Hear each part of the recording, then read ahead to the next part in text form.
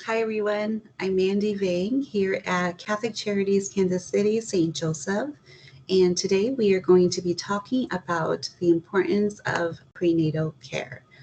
I am a family development specialist with our Moms Empowerment Program, where we provide support and education to women and their families throughout their pregnancy and all the way up till their baby's first birthday.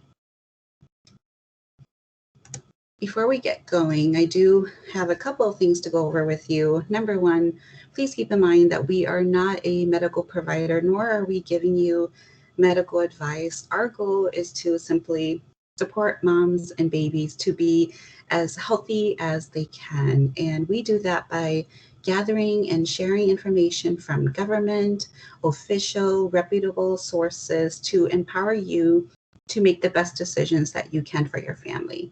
You can see the list of sources here on this slide. And please keep in mind that this information is relevant as of this recording date, which is February 10th, 2021.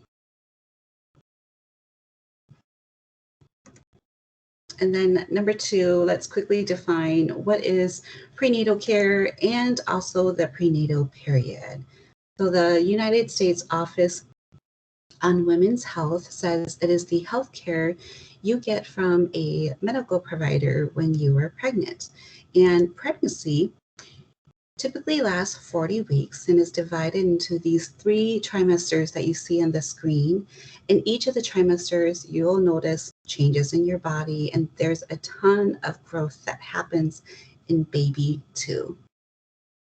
In the first trimester, these first 13 weeks, it's common to feel things like being sore, tired, nauseous as your body adjusts to growing a baby and all of the changing hormone levels. And then for baby, they're going through a lot as well. By the time you reach the end of this trimester, all of your baby's organs have formed, their heart is beating, and soon you'll hear that precious heartbeat at your doctor appointments, which is just the best sound ever. Their neural tube also begins to form, and that's the beginning of their brain and their spinal cord. So, a very important period. And they will grow from the size of a poppy seed to the size of a peach. In the second trimester, this middle trimester, hopefully you'll feel less nauseous and a little bit more energetic. It's exciting because I feel like the pregnancy becomes almost more real as you start to show, as you start to feel baby, and maybe start sharing the news with those around you. It's also a great time for baby as well because they're putting on weight, they are moving, and their senses are developing, especially hearing. So start talking, singing, reading to them. I think it's always amazing when babies can recognize their parents' voices at birth. And if you want to know the gender, it will happen in this trimester, usually around week 16. And um, by the end of this trimester, your baby is going to go from the size of a peach to the size of a cantaloupe. And then in the third trimester, this is the final stretch. Your body is going to start preparing for birth and breastfeeding. You may feel like you're out of breath and you'll feel full faster because baby is just getting quite big and your middle section is going to feel quite crowded. You may experience some swelling in your ankles and some warm up contractions. They're called Braxton Hicks. Those are things that are normal in this trimester, but they're things to keep your doctor updated on.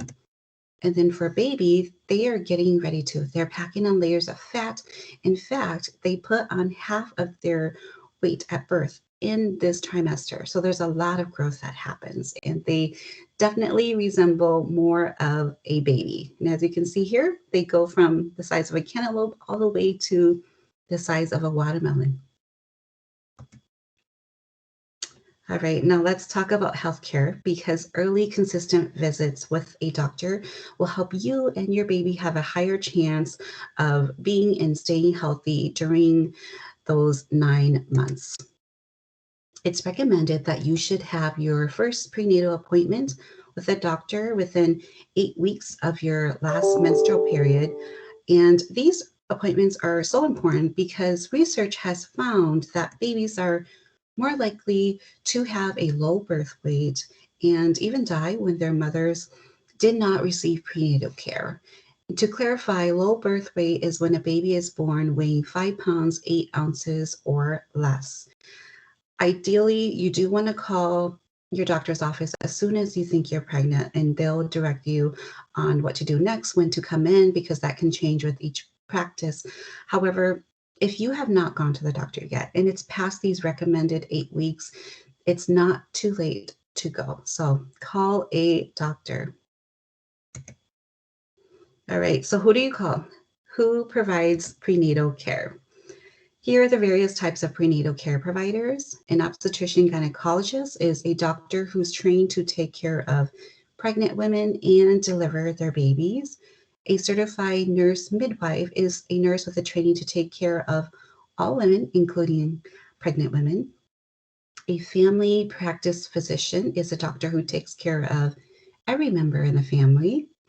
A family nurse practitioner is someone who takes care of everyone, including women who are pregnant.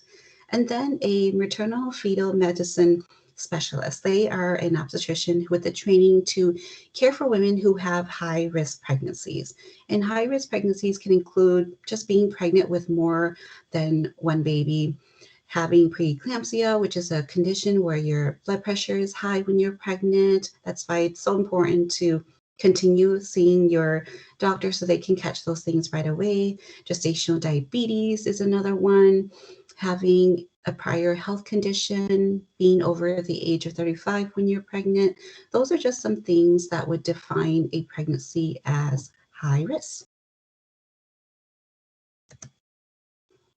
Now, some things to think about and ask those providers are they covered by your health insurance? You not only want to check with the clinic itself, but also verify with your healthcare plan by calling them directly. The number is listed on the back of your insurance card. This is really important. And so is the location where the provider delivers. Ask them what hospital they are affiliated with and make sure that you are comfortable with the distance and the route from your home to that hospital. Another thing to think about is their experience. How long have they been doing this and how many babies have they delivered? You also want to know how to get help during those non-office hours, as well as ask them if this is a group practice, because most are. It just simply means that the office is staffed by more than one doctor. And this can be important to consider because if you are wanting to see the same doctor every time you go in for your appointments and you want them to be the one to deliver your baby, this is something to talk about now. And then think about the clinic. You'll be going there quite often over the course of your pregnancy. So you want to make sure, again, the distance is not too far and that you feel supported and cared for there. And if you're going to breastfeed, ask them about the support that they have for breastfeeding as well.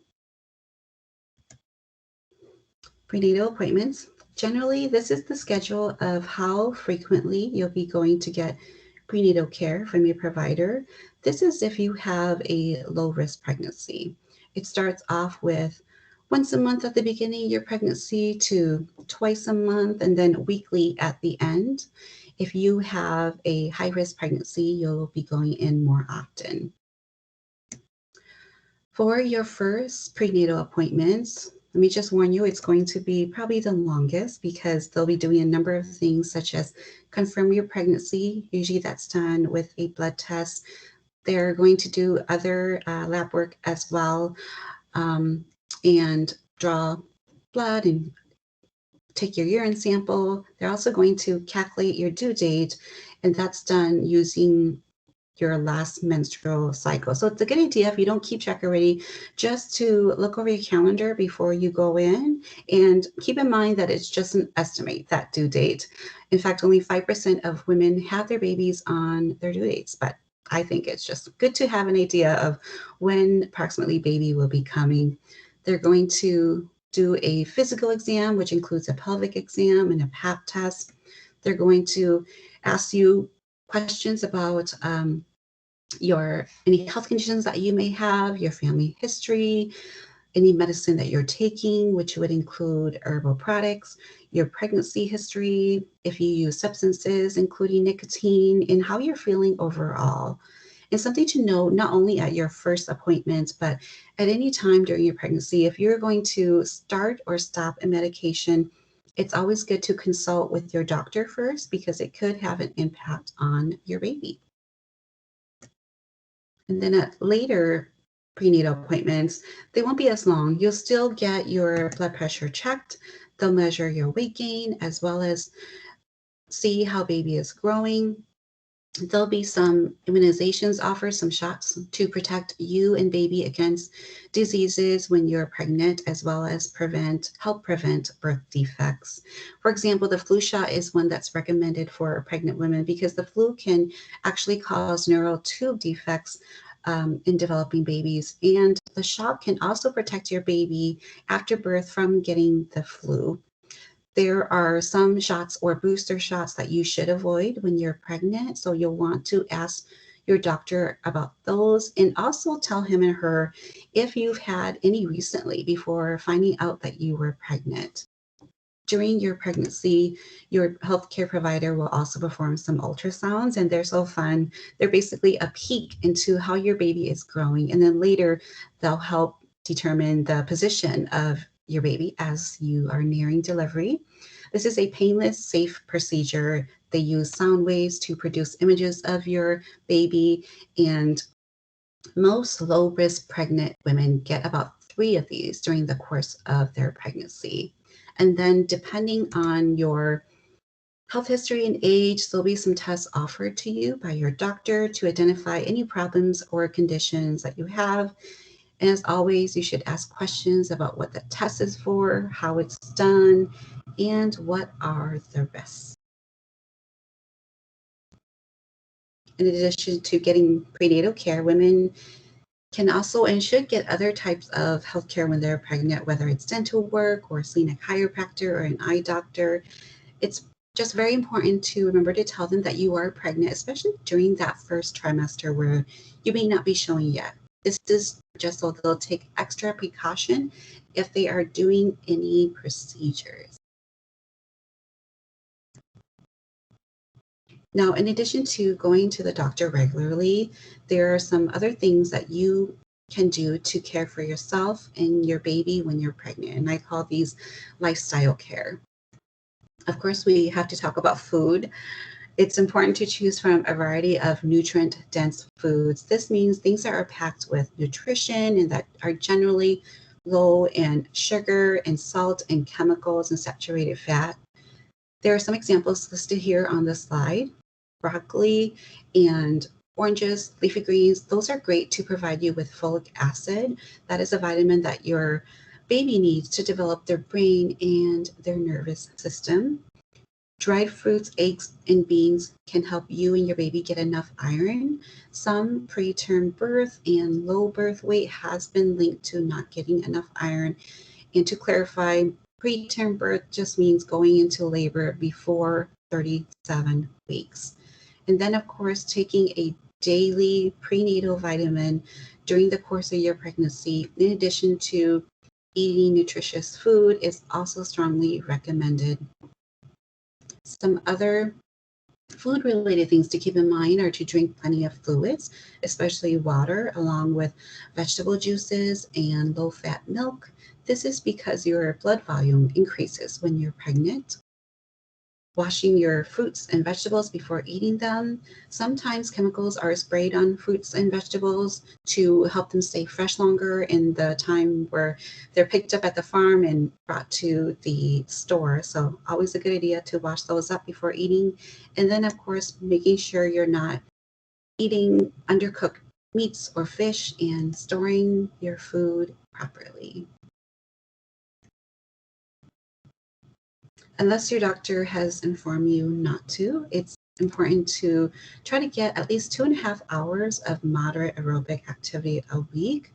There are some examples listed here. And the benefits of moving your body, that's how I like to think of exercise. Just how can I move my body today? It includes reducing the risks of preeclampsia. It helps you sleep. It can decrease the length of labor and could make the recovery process after birth easier on your body. Just remember, especially if you're going to a gym, not to use hot tubs or saunas. The temperature in those can cause hyperthermia, which is a high body temperature, and it can cause birth defects and possibly increase the risk of miscarriages. Speaking of things that are not good for a baby, tobacco and alcohol, illegal substances like marijuana and cocaine can cause miscarriage, preterm death, infant death, and developmental problems for your child later. If you use any of these substances, please talk to your doctor about quitting for your baby and stay away from secondhand smoke. Be careful around chemicals, even in your household, like cleaning supplies and paint. Make sure that you're reading the product labels carefully and that you always wash your hands after. Animal droppings can also be dangerous to you and your baby, even pets like guinea pigs and cats. This is the time to have someone, if possible, change the cat litter box for you because there can be viruses in there that can be deadly when you are pregnant. And even personal care products like scented sanitary napkins, sprays, douches, they can be harmful to you as they can introduce infection to your body when you are pregnant. All right, last one, sleep and stress. Notice how they're both on the same side. Basically, you want to get enough sleep and you want to get less of the stress. So reduce your stress level. Try to shoot for 7 to 9 hours of sleep every night. And when you sleep on your left side, it is shown to help the blood flow better to you and your baby and possibly decrease some swelling. I know it's hard to get comfortable when you're sleeping during the later trimester. So use all the pillows you can for your legs at night, put them between your legs and under your belly if needed. Okay, the stress. Pregnancy itself is a very stressful time. There's so many changes, so many things to think about and prepare for. And while we can't always control what happens, we can control how we cope with it. This is the time to reinforce or enforce those boundaries for you and those around you. Prioritize what matters and eliminate the things that don't. Do relaxing activities like deep breathing, listening to music, praying, journaling. Those are all great activities. And so is moving your body, getting that exercise in. There's nothing like taking a walk outside to just reset the mood and getting that fresh air. Another thing is to ask for help. We are not, as humans, we're not made to go through life alone, especially when you're pregnant. Make sure that you're talking to a supportive person. It could be a family member, a friend, a person from your place of worship, or it could be a professional like a counselor or a therapist, because how we manage the stress when we're pregnant, even though baby is not here yet, it has an impact on how they're developing and their future. I want to thank you for spending time with me today and learning about the ways to care for your baby, because that's what you're doing.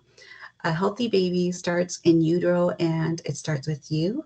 And I wish you the best on your pregnancy journey. And as always, if you have any questions, please consult with your medical provider.